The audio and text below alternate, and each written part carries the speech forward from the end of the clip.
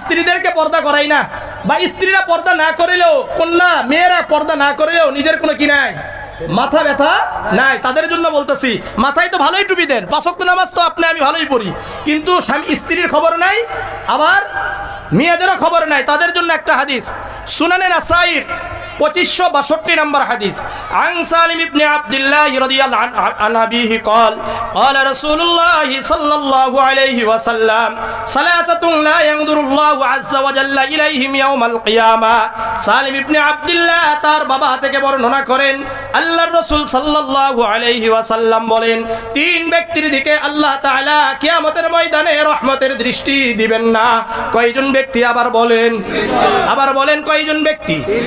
1 নম্বর আল-আকুলি ওয়ালিদাইহি, পিতামাতার অবাধ্য সন্তানের দিকে আল্লাহ তাআলা রহমতের দৃষ্টি দিবেন না। 2 নম্বর ওয়াল মারআতুল মুতারাজ্জিলাতু, যেই নারী হয়ে পুরুষের বেশভূষা ধারণ করে। কি করে বলেন? আমাদের আবার অনেক বড় বড় হুজুররা আছে, মাথায় টুপি, 5 ওয়াক্ত নামাজ পড়ে, কিন্তু নিজের মেয়েকে কি পরায়? প্যান্ট শার্ট পরায়।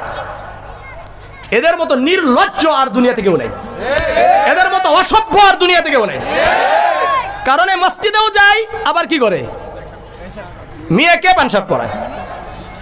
আর 3 নম্বর দাইয়ুস, দাইয়ুসের দিকে আল্লাহ তাআলা রহমতের দৃষ্টি দিবেন না। আমার সাথে বলবেন দাইয়ুসকে, মুখস্থ করবেন। হ্যাঁ, দাইয়ুস ওই ব্যক্তি, বলেন, যেই পুরুষের অধীনস্থ নারীরা বেপরদায় চলাফেরা করে, গুনাহে লিপ্ত হয়, আর এই পুরুষ মাথা ব্যথা নাই, চিন্তা নাই, এ মনে করে তো আমি জান্নাতে চলে যাব। আসলে কি জান্নাতে যাবে?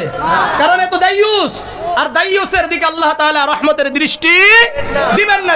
সুতরাং যার দিকে আল্লাহ তাআলা রহমতের দৃষ্টি পড়বে না, এই ব্যক্তি কিভাবে জান্নাতে যায়? এখন আমরা চিন্তা করি।